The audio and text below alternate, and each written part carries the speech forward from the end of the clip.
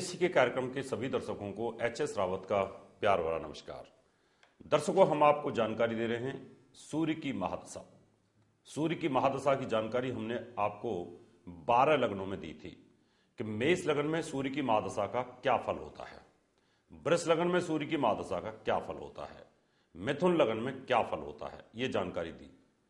लेकिन सूर्य की महादशा के साथ साथ बाकी के ग्रहों की महादशा मेष लग्न में क्या फल देती है, इसकी आपको जानकारी देते हैं। मैंने बताया है कि सूर्य ग्रहों का राजा है। अब मेष लग्न में सूर्य पंचम भाव का स्वामी होता है। इसके पास जिम्मेवारी होती है एजुकेशन की, संतान की, पढ़ाई लिखाई की, बड़े लोगों से संबंध की। सूर्य अपनी दशा के अंदर आपको एजुकेशन देना चाहेगा, जो बच्चे हैं उनको एजुकेशन देना चाहेगा, जो बड़े हैं उनको नौकरी देना चाहेगा, और जो पढ़ाई कंप्लीट कर चुके हैं उनको कंपटीशन देना चाहेगा, और उसके बाद जो बुजुर्ग हैं उनको संतान सुख देना चाहेगा। 4 अवस्थाएं होती हैं और चारों अवस्थाओं में सूर्य का फल अलग अलग हो जाएगा। जिसकी जो अवस्था है, अगर कोई अपनी अंतिम अवस्था में है यानी वृद्ध अवस्था में है, कोई अपनी जवानी की अवस्था में है, कोई अपनी बाल्य अवस्था में है, उस कंडीशन के अंदर आपको अपने फल को यहां पर ग्रहण करना है। सूर्य की महादशा में उसके बाद अंतरदशा सूर्य की ही आती है, और अगर जिनकी सूर्य की अंतरदशा समाप्त हो गई है तो चंद्रमा की अंतरदशा आएगी। सूर्य की महादशा में चंद्रमा की अंतरदशा का फल क्या होगा मेष लग्न में, यह जानकारी आपको देता हूं। ये जानकारी होती है कॉमन जानकारी मैंने आपको पिछले 12 एपिसोडों में दी, लेकिन आज आपको जानकारी दूंगा कि अगर आपकी कुंडली मेष लग्न की है और चंद्रमा की अंतरदशा चली हुई है, अब चंद्रमा आपका यहां सुख साधन देने वाला है, मन का स्वामी भी है, और ये टेंशन भी देगा, ये सुख साधन भी देगा, ये मां का स्वास्थ्य भी, और थॉट्स, इतनी चीजें आपके पास ये देगा। अब सूर्य की महादशा में चंद्रमा की अंतरदशा के अंदर आदमी को मानसिक तनाव हो जाता है, क्योंकि जब जब भी अमावस्या आती है तो चंद्रमा यहां अस्त भी हो जाता है और कमजोर भी हो जाता है, तो ऐसे व्यक्ति को मानसिक टेंशन यहां पर हो जाएगी। अब जिनका चंद्रमा लगन में बैठा हुआ है और सूर्य की महादशा चल रही है, तो ऐसे व्यक्ति को अंतरदशा में चंद्रमा की अंतरदशा के अंदर यहां सुख साधनों की तो वृद्धि होगी। अगर जिनका चंद्रमा यहां उच्च होकर के बैठा हुआ है तो उनको पैसा आएगा। सूर्य की महादशा में चंद्रमा की अंतरदशा के अंदर पैसा आ जाएगा। सूर्य की ही महादशा चल रही है और चंद्रमा की अंतरदशा चल रही है, और चंद्रमा आपका तीसरे भाव में बैठा हुआ है, तो आपका अपने भाई बंधुओं से कुछ ना कुछ मतभेद हो जाएगा। सूर्य की महादशा चल रही है और चंद्रमा की अंतरदशा चल रही है, और चंद्रमा स्वराशि के अंदर बैठा हुआ है, तो उस समय आप मकान ले सकते हैं, गाड़ी ले सकते हैं, सुख साधन आपको नसीब हो जाएंगे। सूर्य की महादशा चल रही है और चंद्रमा यहीं पर बैठा हुआ है, सूर्य की महादशा और चंद्रमा की अंतरदशा, इस समय आपको कन्या की प्राप्ति हो सकती है, क्योंकि सूर्य के घर के अंदर चंद्रमा का बैठना, और चंद्रमा स्त्री कारक प्लेनेट होता है।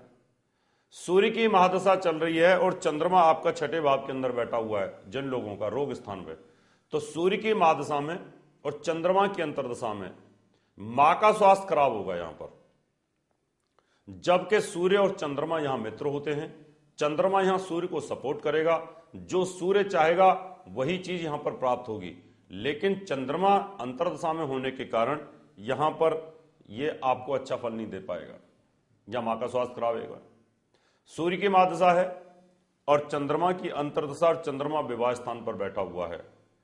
इस समय पर पति पत्नी के बीच में मतभेद पैदा हो जाएंगे, तकलीफ पैदा हो सकती है एक दूसरे को, कारण कि यहां पर चंद्रमा शत्रु राशि में चला जाता है, और शत्रु राशि में जाने के कारण यहां पर टेंशन क्रिएट हो जाएगी। सूर्य की महादशा चलेगी और चंद्रमा नीच का होकर के अष्टम भाव में बैठा हुआ है। सूर्य आपको मजबूती देने की कोशिश करेगा, सूर्य चाहेगा कि मैं आपको स्ट्रॉन्ग स्थिति के अंदर लेके आऊं, सूर्य आपके मजबूत स्थिति में आपको करने की कोशिश करेगा, लेकिन चंद्रमा असंतुलित होकर के आपके मन को टेंशन क्रिएट करके अष्टम भाव में बैठने के कारण आप उस समय डिप्रेशन में जा सकते हैं। जब चंद्रमा यहां अष्टम में आएगा तो उस समय मां की मृत्यु भी हो सकती है। अब डिपेंड ये करेगा कि सूर्य की पोजीशन आपकी कुंडली के अंदर क्या है। आपका सूर्य कहीं नीच होकर के बैठा हुआ है इधर, और आपका चंद्रमा भी इधर नीच होकर के बैठा हुआ है, दोनों नीच अवस्था में अगर चले गए तो उस समय माँ बाप की मृत्यु का योग भी बन सकता है, अगर उस समय कोई शनि की 7.5 आपको ऊपर आ जाती है। सूर्य की महादशा चले और चंद्रमा नीच होकर के यहां बैठे तो आदमी डिप्रेशन में, मति भ्रम, या आदमी को कहीं ना कहीं मिर्गी के दौरे पड़ते हैं, हिस्टीरिया, भय लगना, एकांतवास की स्थिति लगे रहना, घर से भाग जाने की इच्छा होना। इस कंडीशन में आपको चंद्रमा को मजबूत करना चाहिए। यहां पर चंद्रमा बैठा है और सूर्य की महादशा आपकी चालू है। सूर्य आपको सपोर्ट कर रहा है और चंद्रमा भी आपको सपोर्ट करेगा, क्योंकि सूर्य और चंद्रमा एक दूसरे के मित्र होते हैं। इसलिए भाग्य से आपको आपका मकान निकल सकता है, आप भाग्य से गाड़ी ले सकते हैं, अचानक आपको गाड़ी प्राप्त हो सकती है, जमीन जायदाद आप ले सकते हैं, और यहां पर आपकी मां के माध्यम से, माता पिता के माध्यम से आपका सुख साधनों में वृद्धि होने का योग, या आपको कोई उनकी प्रॉपर्टी भी मिल सकती है, क्योंकि चंद्रमा यहां बैठे और सूर्य यहां बैठे तो नवपंचम योग बन जाता है। सूर्य में चंद्रमा यहां पर बैठे तो आपको उस समय सरकारी नौकरी मिल जाएगी, लेकिन मिलेगी नेवी के अंदर, यानी नहर विभाग में, या वाटर सप्लाई के अंदर मिल सकती है।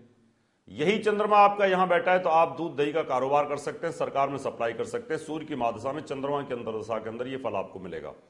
सूर्य की महादशा चल रही है और चंद्रमा की अंतर्दशा, और चंद्रमा 12वें भाव में बैठा हुआ है, तो उस समय आपको हल्का मानसिक तनाव आएगा। तो सूर्य की महादशा में चंद्रमा की अंतर्दशा जिन लोगों की चल रही है उनका ये फल मैंने आज आपको बताया।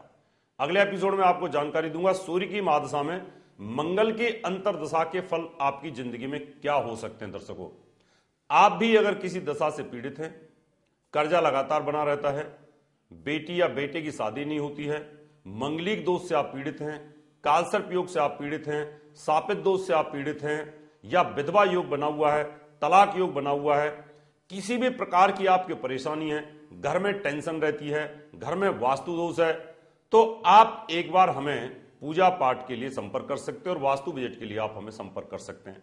अभी समय आपसे हाथ लेने का, अगले एपिसोड में आपसे फिर मुलाकात करेंगे। तब तक के लिए नमस्कार।